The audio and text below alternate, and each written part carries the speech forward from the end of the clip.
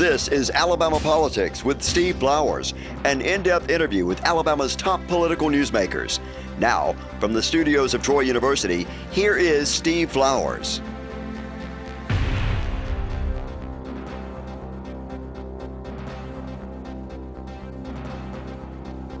I'm Steve Flowers, and welcome to Alabama Politics. We're fortunate tonight to have as our guest one of my best friends and long-time name in Alabama politics, the most well-known name in Alabama politics and Alabama political history, George Wallace Jr. George, good to have you on the show. Good to be with you. Good to see you again, my friend. Folks, we want to talk about George's book. He's got a book out that I've read. He was nice enough to send me a copy before we went on the show, and I got a chance to read it a couple weekends ago. And it's George Wallace, Governor George Wallace, the man you never knew. The man you never knew by the man who knew him best, his son, George Wallace Jr. Now, folks, you can't get this book at your normal bookstore. You can get it at the Archives and the Capitol Bookstore below the Capitol, but you got to go online, georgewallacejr.com. That's right. To get the That's book. Right. But I couldn't put it down. Of course, I was a fan of George Wallace and knew him from when I was a little boy. And, when I was a little boy, I used to page up there. Yeah, yeah. And the governor and I met when I was about 12 years old. He came out, he came bouncing out of the governor's office. I had a little friend from Anniston and I paging together, and he never forgot that day. He came out and he was governor his first term, and I'd met him with my representative who had introduced me to him and brought him to see him.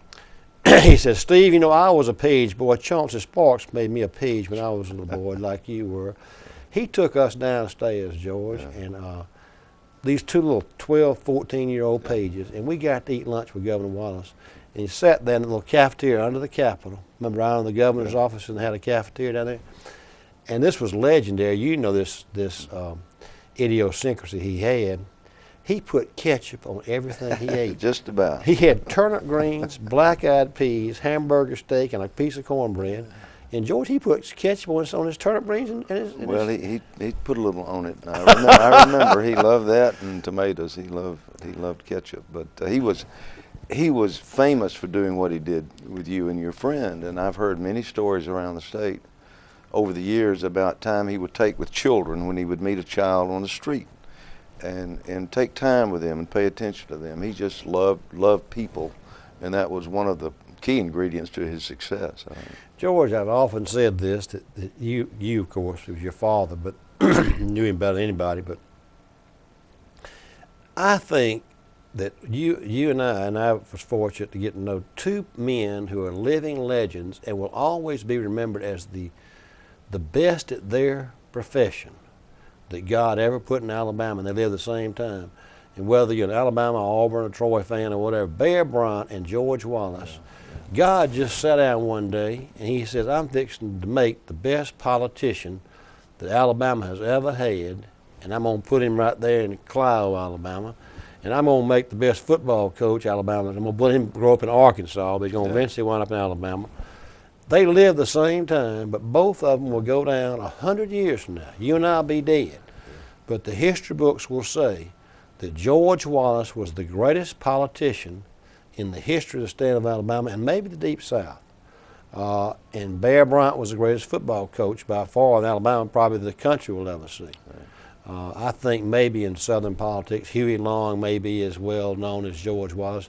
Huey Long, George Wallace, and Gene Talmadge. Yeah, some Talmadges we knew well, and I think you're right about the Bear and my dad. They were same time. They were put at the same time. They were born to do what they did, and they loved it. And interestingly enough, they were great friends.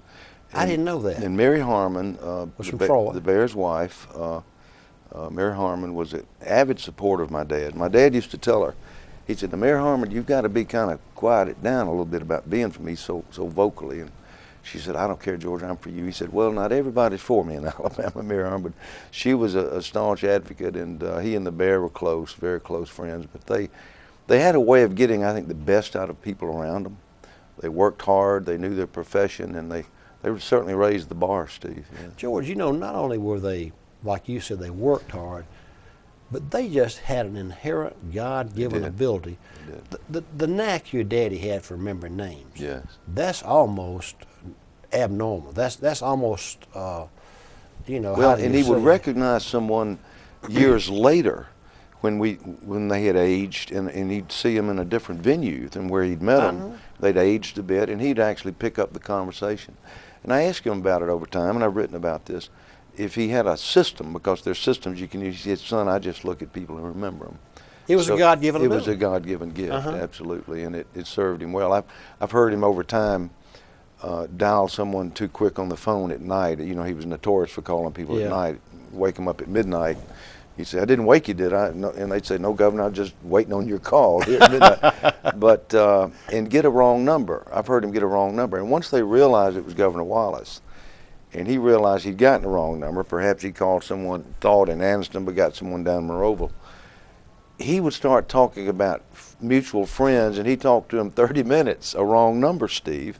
And I would tell him, following that, "Dad, you're the greatest politician I'll ever know. You dial a wrong number and talk to him 30 minutes." And know him. But know him and enjoy talking to him, too. And you bring that out in the book, George. You bring out such unbelievable God-given abilities the guy had. The charisma and energy and the love for politics.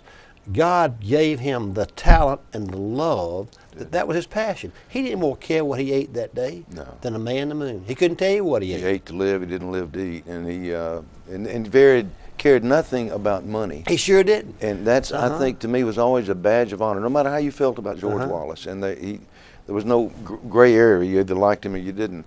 There was never once anyone suggesting he'd done anything relative to money. And Bryant did parlay his name into making money. I think not anything wrong with it. Just well, no, but it's just he never cared about it, and but he was. Yes, he had all the tools you need to be a great politician. George, growing up born in Barber County, and you know, saw him running for governor in '58. You weren't but 6 years old, were you? Right, 6 years You and I, you born in '52 or '51? '51. Yeah, I'm born in '52. August or September? October. See, I'm 1 month older than you. I was born in September. You're a lot older than I am, Steve. I look older, No, but I'm you just don't. 1 month You look older. good. Anyway, you grew up at 6 or 7 years old in '58. And I would give a 2-page memorized speech. I would go to sleep in some county commissioner's lap when we're on stage, and you have 3 or 4 minutes to speak. And he might be in Mobile and I'd be in Florence, and they'd wake me up to give my little speech, and then I would go back to sleep. And it was a crowd pleaser, and got the name out there. But that was the year that he ran against our dear friend Governor Patterson, and no one was going to beat John Patterson in 1958. But right after that race, he was pretty depressed for a while. I've written about it. He was very depressed, but he got strong again and started contacting all Governor Patterson's folks and other folks, and hit the ground running. And he never looked back. Never looked back. Won in '62, and then your mother won in '66, and then had that major race in '70 with Brewer. Right. You and I were in college at that time. We were. And then '74, he came back and beat a guy named McLean. In the general election, he did. I think Eugene 74 McLean was in the Democratic primary. '74, and then '78. He had to wait out. No, '74 he couldn't run again, could he? In '78, he couldn't run again. He couldn't. That's right. Governor James was elected. And he came back for his last term in '82. And I don't know that he planned to run again in '82, but he started traveling around the state. I was living with him at the time, and he would tell me about travels to UAB and other places, and people urging him to run again. So I think that kind of was the catalyst for that. I don't know that he intended to until the travels and people urged him to. George, you moved to the governor's mansion when you were about 10, 11 years old, don't you? Didn't About you? 10 years I old. found that interesting about how y'all, it was like living in a fishbowl, living in the governor's mansion. Y'all loved it, but it wasn't a normal childhood. No, our childhood my childhood and my sister's went from the tranquility of Clayton, which was like Mayberry, really. We moved to Montgomery in 1960 when I was in the 4th grade, between the '58 and '62 race. And Steve, the contrast was great, because from that very tranquil southern setting in South Alabama to being elected governor in '62, inaugurated in '63 January, and becoming a national figure, and all of a sudden he was so controversial and so volatile The mansion was fired upon. He was threatened. I was threatened. My sisters were threatened. So all of a sudden, everywhere we go, we have state troopers with us. So life changed so drastically for us all in a matter of months. George, I remember one of the most interesting stories you told when y'all moved here, and I had the same scenario. Us coming to the shopping center right there and seeing an escalator for the first time. I came from Troy. We come shopping up here at Christmas and go to Morrison's, eat our supper, and then see the escalator. What was that shopping center? It's all defunct. Normandale Shopping Center right there. It's all gone now, I think. I've written about Normandale to a child from Clayton. It was that's where I had greatest thing in the world. Now you have the huge malls, but Normandale will always have a special place in my heart. We used to come from Troy, like you used to come from Clayton, and up here for Christmas time. And I remember you moved Montgomery. I thought I could see me riding that escalator like you used to before you first got there. Mother was always afraid we were going to get caught in it. But I had a picture in the book of me sitting in Santa's lap at Loveman's there at Normandale in 1958. Speaking of pictures, George, let's bring up some of those pictures. We've got some of the pictures from the book. Y'all will love this book if you get a copy. It's got pictures of the governor going back to '58, the rallies and stuff like that. Let's talk about his pictures, George. This is a year before he was injured in Maryland, 1972. He's working out at the mansion on the speed bag in the basement. This time, I suppose he's 51, 52. He's in great shape. And actually, the cardiovascular strength he had, the doctors in Maryland told us that after he was shot, probably saved his life. That and the fact that he didn't go into shock. Oh, this is a classic photograph of Tammy Wynette singing "Stand By Your Man" in 1982. She traveled with the campaign in 1982. George, we had Roger Bedford on the show a couple of weeks ago, and he was proud he introduced that. He said as a young 26-year-old state senator-elect, he went with the governor to introduce. Did you remember that? He did in several places. And Roger is quite. She's from Red Bay. And he gave a great introduction. He's a great speaker, but I remember that well. Yes. He was proud of that. Roy Acuff at the Grand Ole Opry, probably in 1966 or 67. I think actually Mother was governor at the time, but he and Roy Acuff were great friends, and this is backstage at the Grand Ole Opry. This is a photograph of him in Florida in 1972. I believe he's in Bradenton, Florida, where my wife's from, having a press conference. But of course he won that primary in 1972 with 43% of the vote. Interesting about that primary, the political pundit said, well, he'll do well in the Panhandle because that's, as they put it, the redneck Riviera, but he carried every county in the state of Florida, even Dade County. So that made him at that point in time a national candidate, not a regional candidate.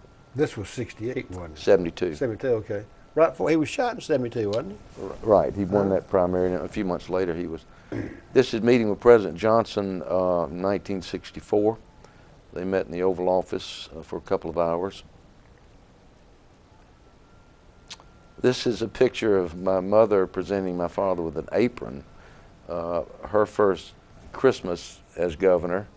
And of course all the cabinet members were there, so he put on the apron. She had a lot of fun with him after she was elected. And I have a lot of stories in the book, Steve, that show the humor between the two of them. They could have been a comedy team, really.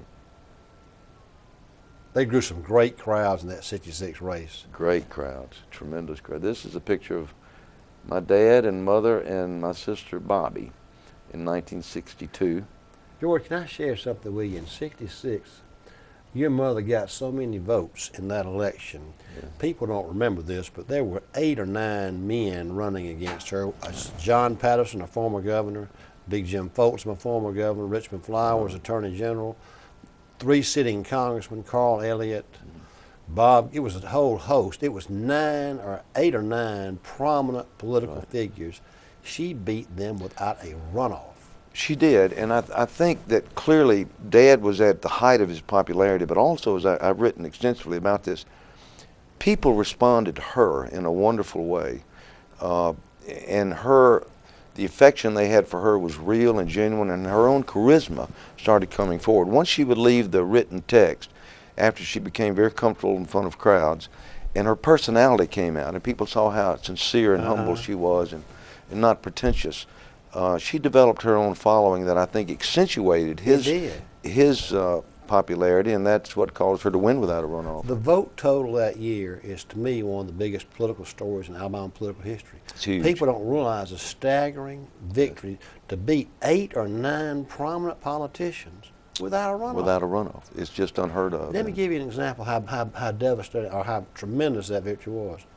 In 1982, my first race for the House of Representatives in Pike County, I'm very proud of the fact that I got the most votes ever cast for a candidate in the history of Pike County. That's wonderful. As a 31-year-old candidate. And I asked someone, I said, well, whose record did I break? Because it was the most votes ever cast in my county. They said in 1966, Lurleen Wallace against 9 or 10 opponents. Can you imagine that she had gotten the most votes in Pike County in the history of Pike County? I had 1 or 2 weak opponents. I mean, you know, I didn't have a real serious race. She had 9 former governors. I mean, I said, that's amazing. That resonated with me. It was amazing, and I think I know they were preparing for a runoff. They thought there would be a runoff with someone, and I think they were rather surprised that night. Let's go ahead with the picture. I didn't mean to interrupt you with that. That was a heck of a victory for Lurleen Wallace in '66. This is a picture of Mother's inaugural morning. That's your baby sister, isn't it? Yeah, Lee, in front of her, January of 1967. That's to Mother's left is my sister Peggy, and then with the white coat is my sister Bobby and her husband Jim.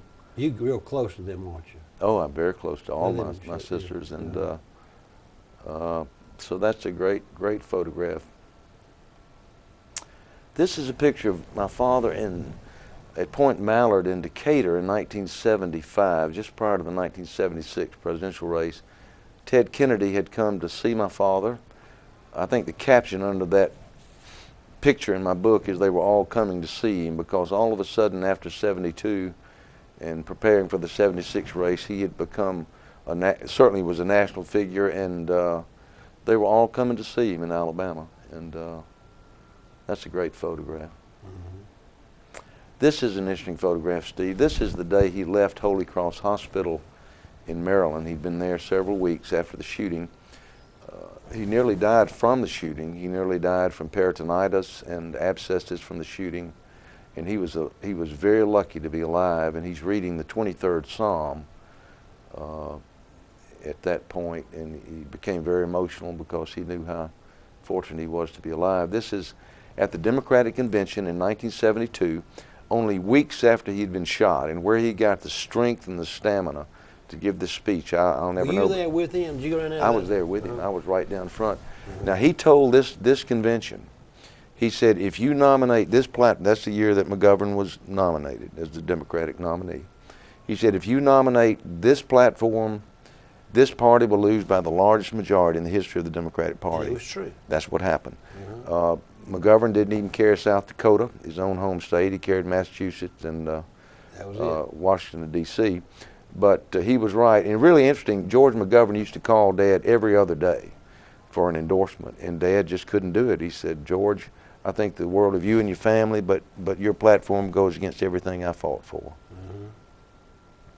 This is a picture of my father, I think during his last term, or maybe 1977. Is that Demetrius behind him there? Demetrius Newton? I can't tell that. He's at a predominantly black church, and I thought that was a wonderful photograph, and I think I titled that one, Brothers in Christ, Amen. You know, George, while we're on that, one thing that people ask you and you answer in the book, in this book, is his conversion was genuine. I could tell it was. His Absolutely. change in '82 when he won the governor's race in '82 with African-American votes. Had it not been for the African-American vote, he would not have won. And I tell people as I tour the state with the book, and I give a talk and PowerPoint and then discussion, I try to make it very clear to people that there was a time in his life, because he was taught as a child, born in 1919, almost 100 years ago, people were taught that segregation was in the best interest of both races. They believed that at one time, Right. as archaic as that sounds today. But he accepted that, as did the people of Alabama and the South generally, without ill will, ill feeling, malice, or hate in their hearts. It just was as they accepted other norms, traditions, and customs in their lives. And as time went by, as he told Dr. King's congregation, he told John Kennedy Jr. when he interviewed him, he said, as time went by, my conscience told me I was wrong about that. but I was right about the federal government trying to control every aspect of our lives. So I like to say, and I tell audiences, his journey was a journey we all took.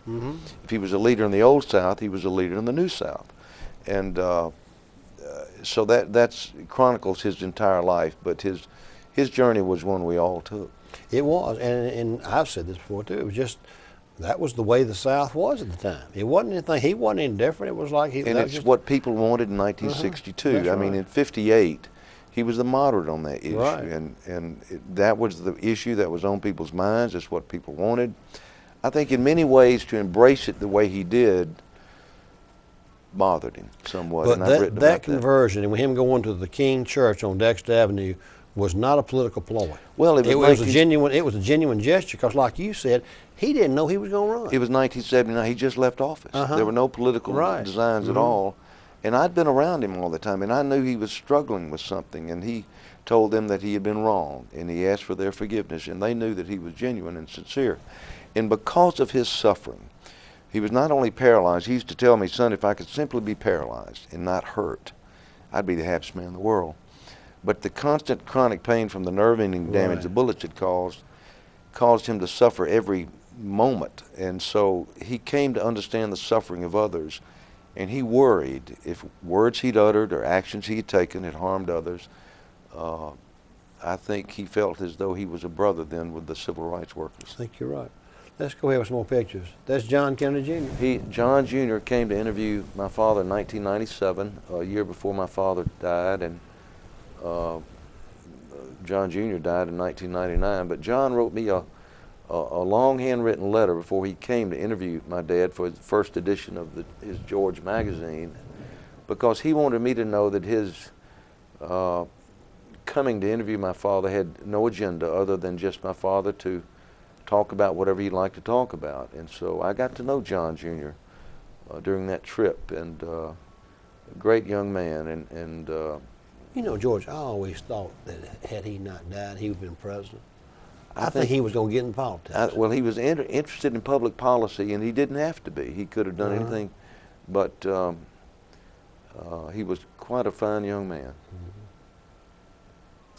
There you are as a young musician, George. With a guitar on, I think, my second appearance on the Mike Douglas show when I was with MGM Records years ago. This is probably 1971 with Mike Douglas, my dad to my left, and Beverly Sills to my father's left, the great opera singer, and then Darren McGavin, who is the father in the Christmas Story every year, the Red Ryder BB gun father. George, let me ask you this question. You know, you talking about that. When you were growing up, the son of the governor, most famous politician in the state, did you ever think you'd get into yourself, or you thought you might be a musician, didn't you? You didn't think you'd get into it, I did not. I don't think, I think I was stirred, something was stirred within me with about his populist message and helping people and seeing people look to our family the way they did. I think that had an impact on me.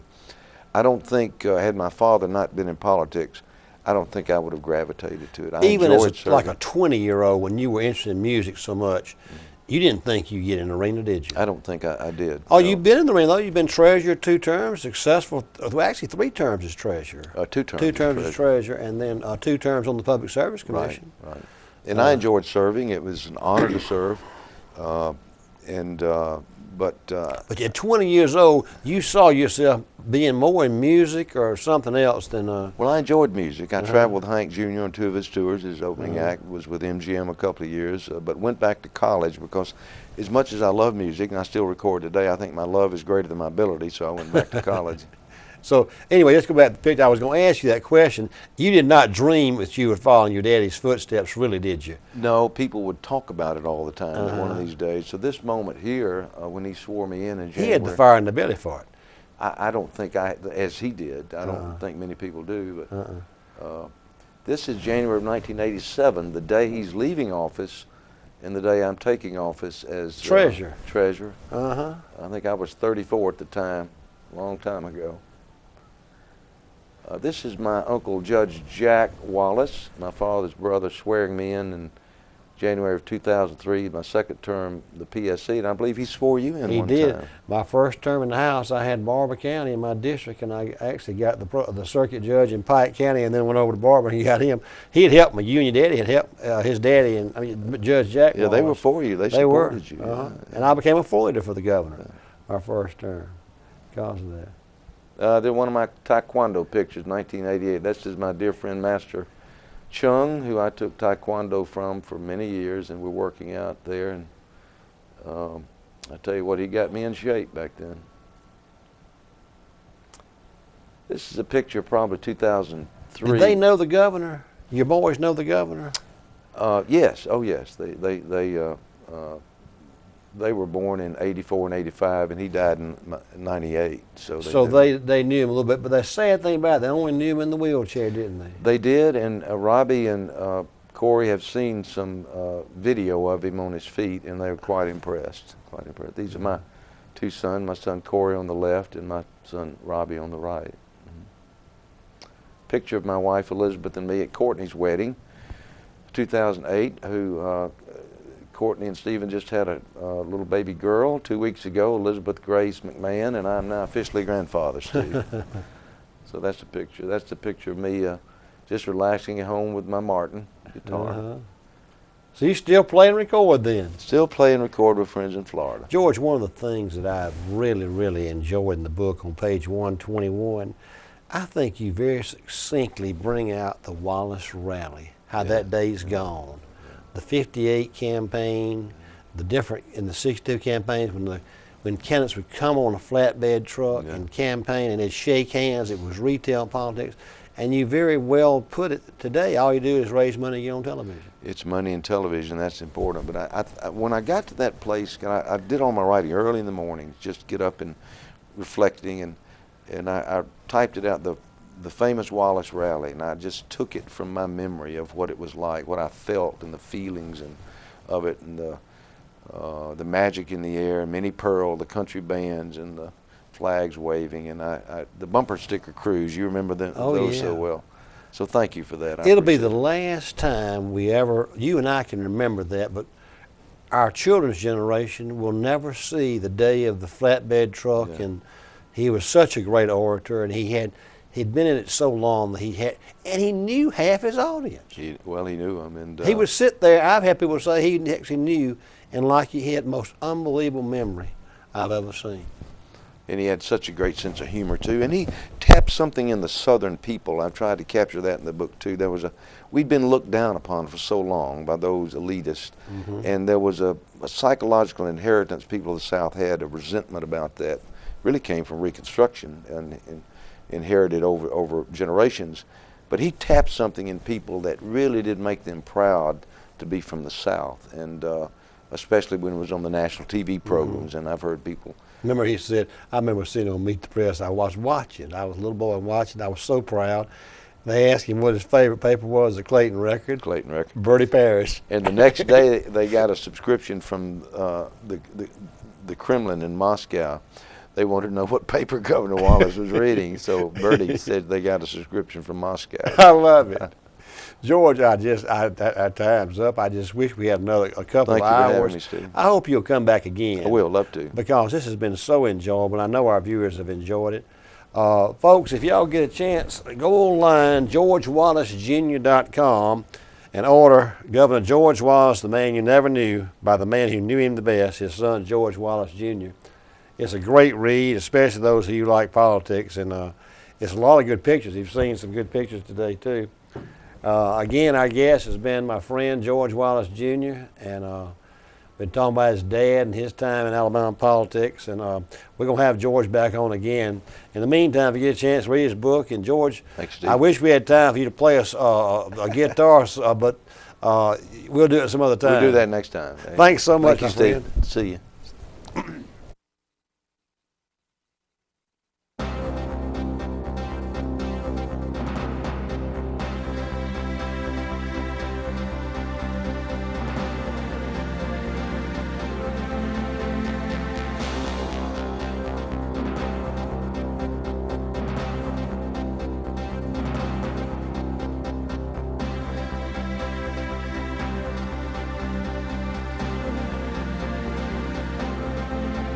This has been Alabama Politics with Steve Flowers, a production of Troy University Television.